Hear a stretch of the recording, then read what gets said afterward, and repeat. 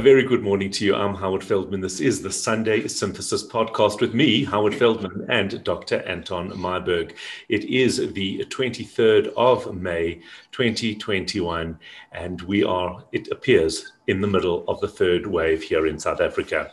On Friday, Dr. Meyberg sent out the following message. There is no doubt that the SARS-CoV-2 surge that we are seeing is now far more contagious than the previous two waves.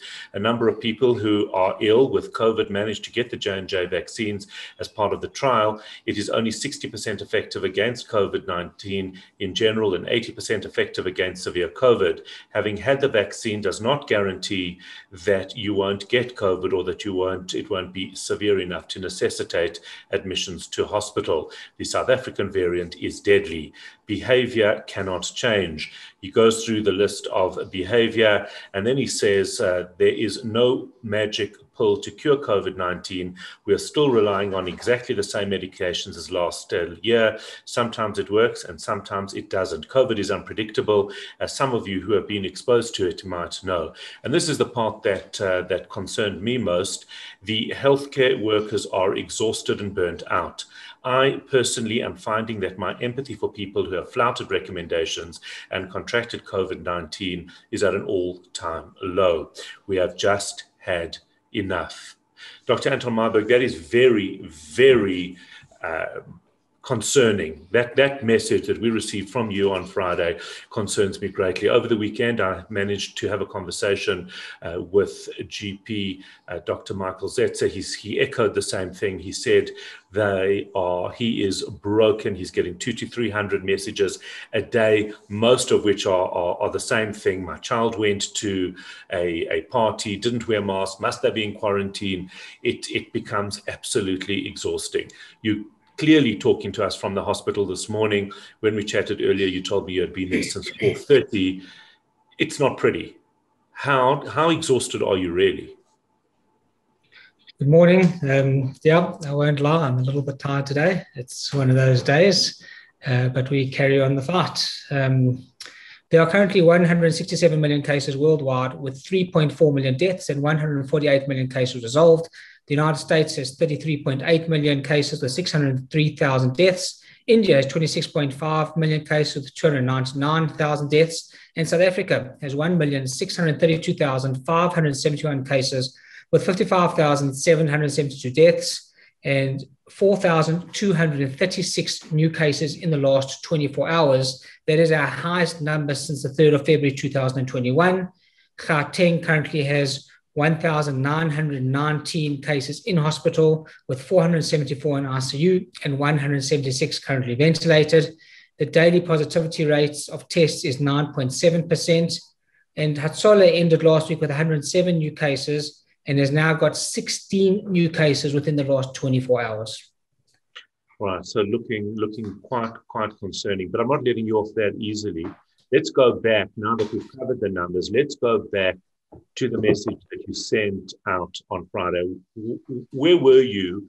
What preempted that? What made you write a message that you needed to communicate to people? So I think we're seeing that the numbers are just flying in fast and furiously. The number of cases that are being admitted are just going up. We're seeing more cases per family compared to the first and second wave, whereas we've said before, in the first and second wave, we saw maybe one person in the household or two people in the household. Here we're seeing multiple people actually getting admitted with COVID-19. And we're also seeing that people have just basically let it ride. They think if they've been vaccinated, well, they can drop their guard now. They don't have to worry about social distancing, don't have to worry about wearing masks. And people are having parties, people are going to social events. No one is following the rules. At the end of the day, there's two subsets of people that suffer. The patient themselves when they contract the disease, and the medical fraternity. And the medical fraternity are tired. We've been working on this for over a year and a half. It's a tiring, grueling, exhausting type of work that most of the time, when you're dealing with severe cases in ICU, doesn't end well. And eventually you reach a turning point or a pinnacle where you basically say, I can't do this anymore. Please help us. We cannot carry on like this. And the only way to get things right is for the public and for people around us to just follow the rules. Mm. And I think the important thing is that we don't have to accept the inevitability of COVID. We can prevent it for ourselves and for our families if we actually take the precautions that we're meant to be taking.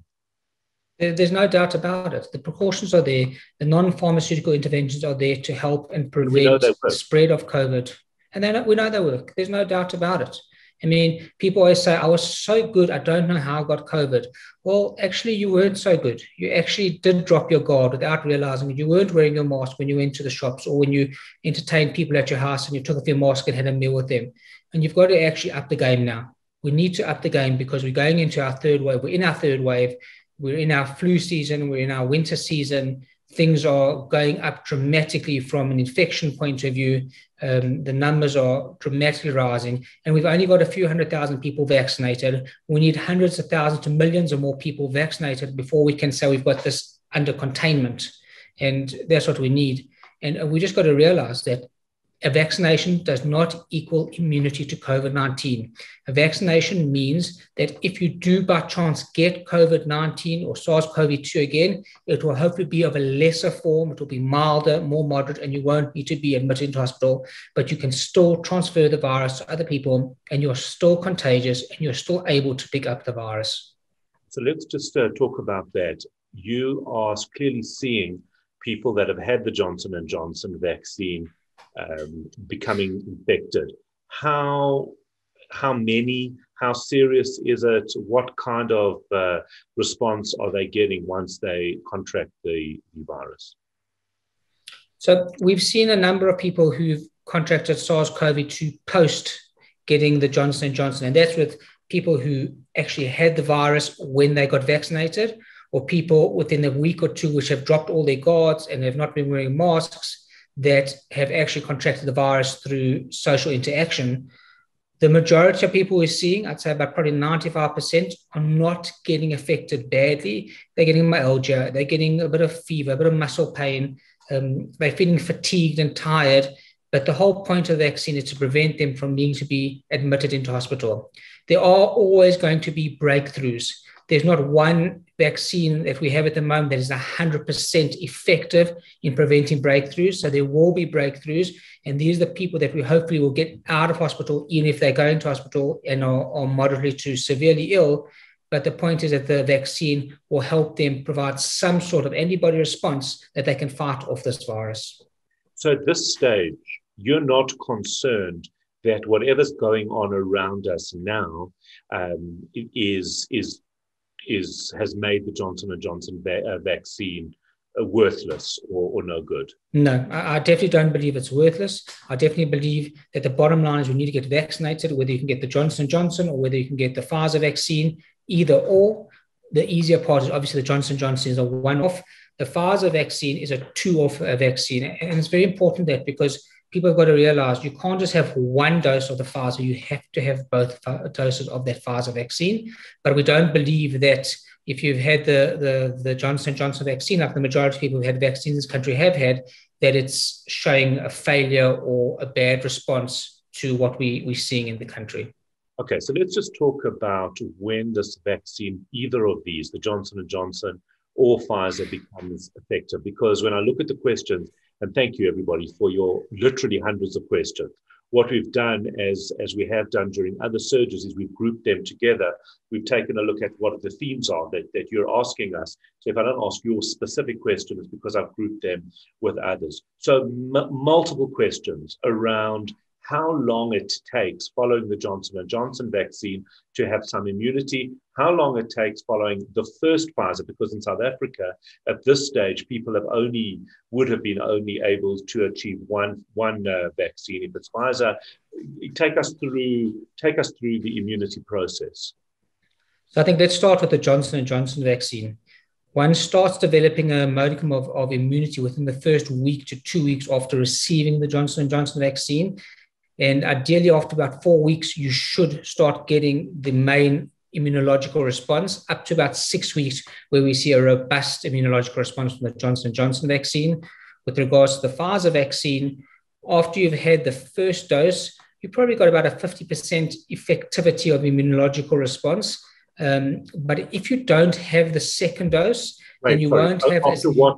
After how long? After having the first Pfizer, is it the same period? Probably about 2 to 3 weeks, you already will have that. Okay, but it's not a robust. Once again, it's not a robust response. And if you don't have the second part of the vaccine series, then your immunity won't last as long. It's definitively a true booster. It's a second booster vaccine that's given with the Pfizer. The recommended time is 21 days. And I think that's the caveat that we've got to put out there. Yes, it is 21 days, and it is good to have it in 21 days.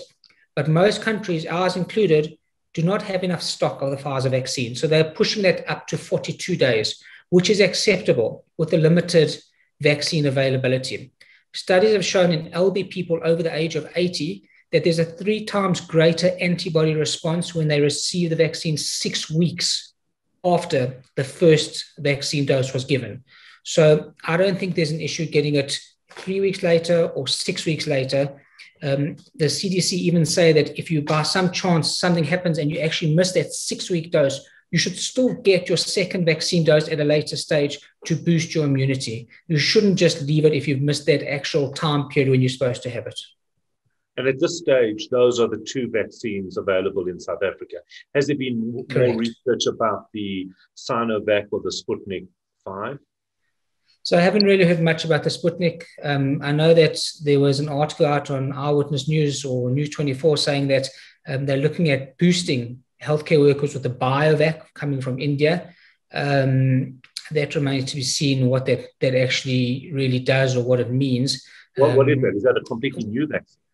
That's the Indian vaccine. Yeah. So it's basically, a second booster. But the question you've got to look into is, would you want the BioVac or would you want a booster with one of the mRNA sort of vaccines like the Pfizer vaccine? And I think most people would want to have a second vaccine with an mRNA vaccine. It has been shown in studies in Spain. They took a study with the adenovirus with the AstraZeneca vaccine, and they gave people a booster of the mRNA Pfizer vaccine a few months later, 3 to 4 months later, with good response. So there's lots of articles coming out about it. There's lots of research coming out about it. And there might be a stage when people who've had their Johnson & Johnson might need a booster down the line. And your thoughts, your guts on that is that we probably will need that? So I think that specifically people in the front line will probably benefit from having a booster. I'm not sure if everyone will need it, but I also can't say it'll be a bad idea. I'm not convinced it'll be a bad idea. You might have side effects from it. It might give you a better neutralizing antibody effect and improve your immunity. But the point is, we've also got to make sure we get people vaccinated with their first vaccine before we run and jump and take away vaccines from other people. So if you have got your first Johnson & Johnson, remember that you're a very small minority of people. And, probably for healthcare workers, they might need to actually boost them, but at a later stage. I just want to add healthcare workers and hypochondriacs. I think, but of course, hypochondriacs need 3 or 4 at least. I think they should be included in that. We do have it's a comorbidity. Anyway, lots and lots of people asking questions around closing offices, closing schools. From a synthesis perspective, based on information and discussions with you, we decided, and because everybody's so well equipped to work remotely, we made the decision on Friday to keep the office closed for the next few weeks to prevent spread amongst staff. You obviously are getting lots and lots of questions around schools as well. Give us your thoughts. So I think that from a personal point of view, we want to keep the schools open as long as possible, but obviously as safely as possible. That's ideal. I want my kids to be at school. They want to be at school. From an emotional point of view, from an anxiety point of view, we need to keep the kids at school as long as possible, as long as we deem it safe. Each school will take their requirements into hand and decide what their caseload is, how many cases they've got per class, whether there's teachers and students involved, how many are involved. And together their school governing body and their medical advisors will make a decision.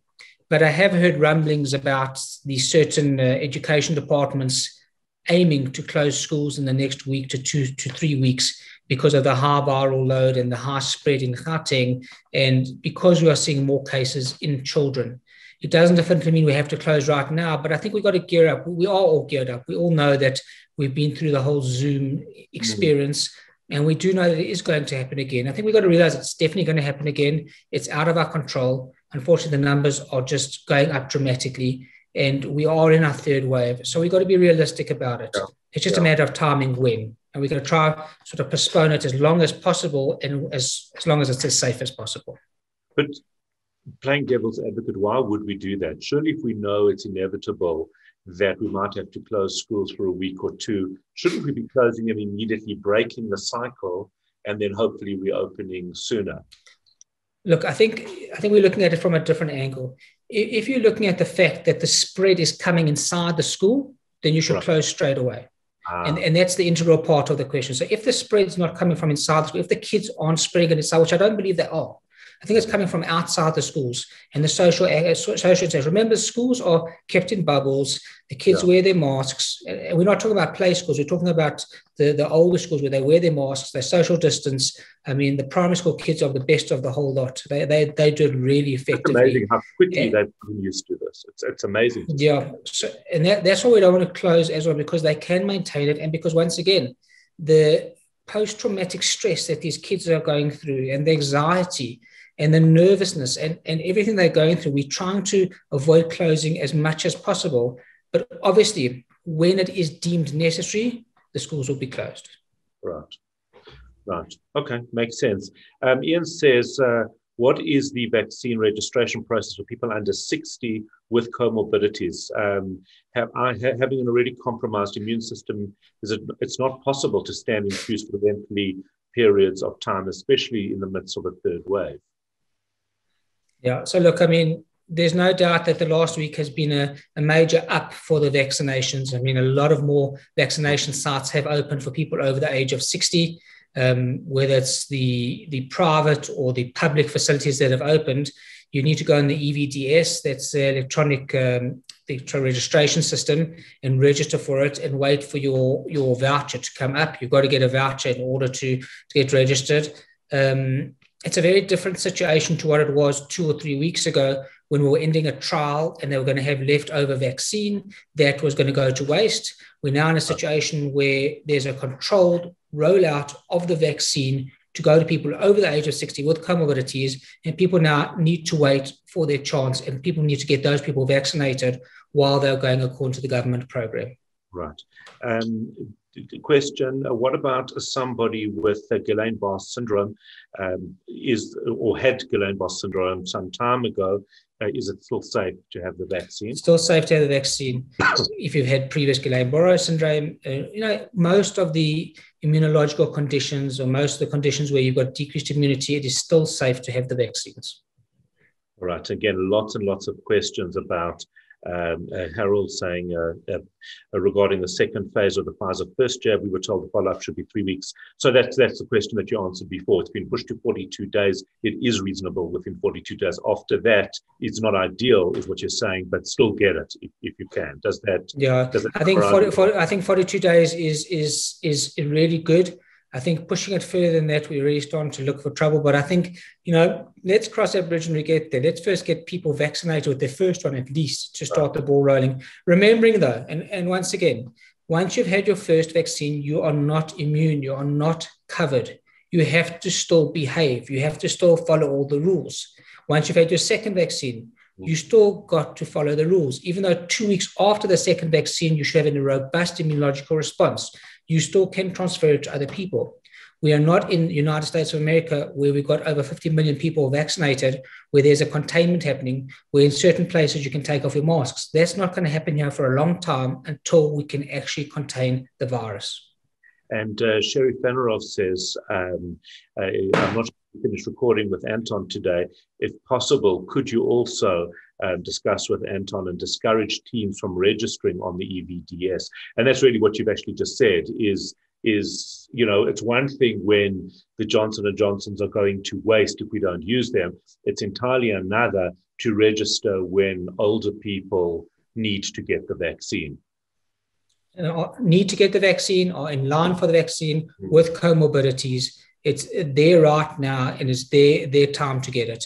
There's a big problem with the vaccines from the one point of view, is that they're standing in lines in the queues. And I don't know what the answer to that is. You can say that it might be a super spreading event, but then when you go there, if you know there's going to be long queues, take a mask, wear a visor, and take your sanitizer with you, and just try and protect yourself. But we have to get everybody vaccinated.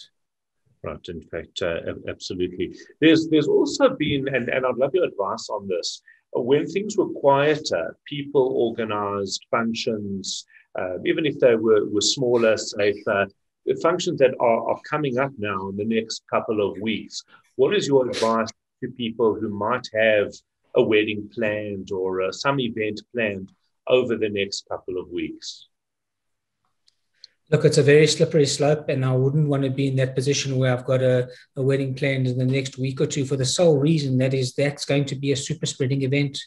We know historically in the last few months, when people have weddings, masks come off, people dance together, they hold each other up, they hug each other, they kiss each other, they drink alcohol, they imbibe, and all the social rules are just dropped. So if you are having a social function or an engagement, follow the rules. It's not easy. No one's saying it's easy to follow the rules, but it's your duty and your responsibility as the host of a function to make sure the rules are enforced so that your function doesn't become a super spreading event. Because remember, whoever's at your function, if we're talking about a wedding, you've got young people, they've got parents, they've got grandparents, and they're going to take that virus home with them and spread it to them. And that's under your responsibility. Right. If one has had COVID, must they still have the vaccine? Definitely must have the vaccine. We see the vaccine now as a booster to someone who's had COVID, to the antibody response and to the immunological overriding system. If I've just had the pneumococcal vaccine, how long should I wait to be vaccinated? So with all their vaccines, whether it's a pneumococcal vaccine, whether it's Prevnar 13, whether it's influenza vaccine, wait 2 weeks before you get the vaccine for your COVID-19. Is it safe to have the vaccine if one's got a blood clotting condition? So that's a very good question. And it's a very good question because we understand that with the earlier studies from the AstraZeneca and the Johnson & Johnson, that was a very rare thing that people did get central venous sinus thrombosis and sort of clots, but it was a extremely small proportion of people who got those clots. Generally, people who have got clotting abnormalities are on blood thinners, so it's safe from them from that point of view.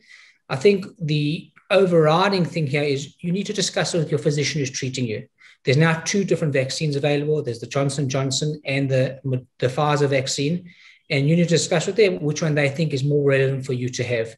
It still is safe to get the Johnson & Johnson if you've got a clotting disorder. It's still safe to get the Pfizer if you've got a clotting disorder. But every person's got different intricacies into their own disease and needs to discuss with your own medical professional. How long after you've had the vaccine are you able to donate blood? Generally, after vaccines, the blood service waits at least 4 to 6 weeks. So it's you've got to wait a while before you can do that. Right. How long can you have a vaccine with a cold?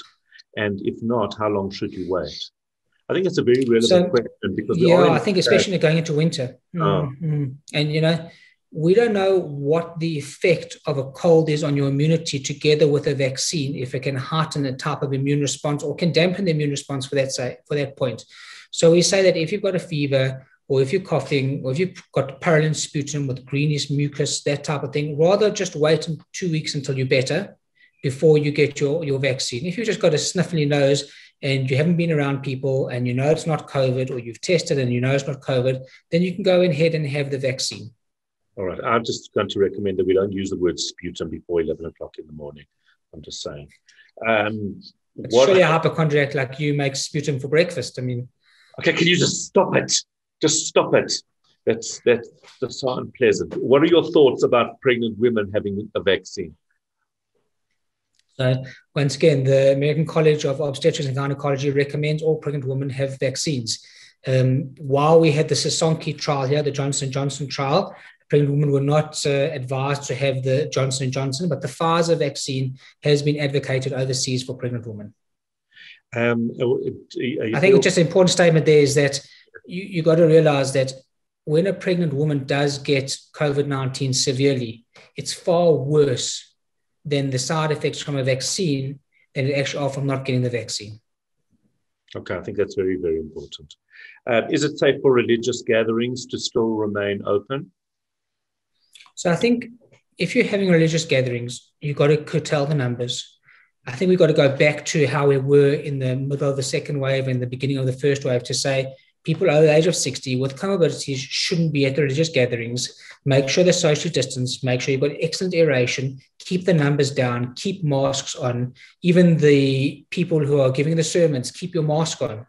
Even if you're outside or inside, keep your mask on. Just keep your mask on. Keep socially distanced. And if you are by some chance feeling sick or someone in your household is sick, then don't go to that religious service. Stay away.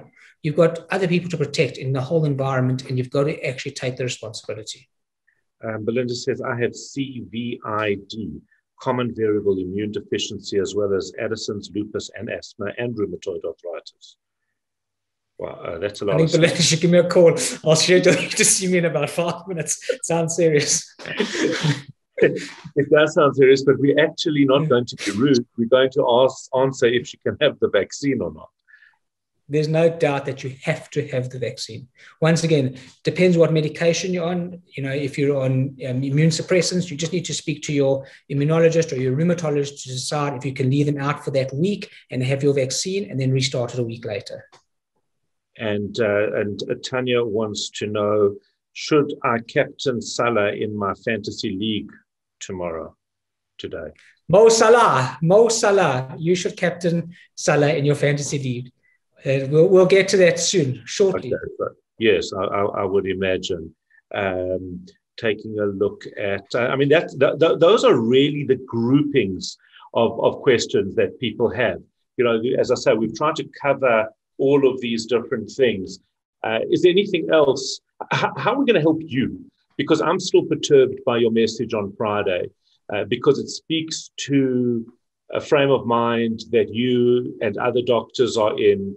It speaks to maybe TST to some extent. I mean, you spoke about the kids, but undoubtedly our healthcare workers are suffering, and they are in danger of burnout and everything else that is associated with that. What can we do besides bringing you copious cups of decent coffee?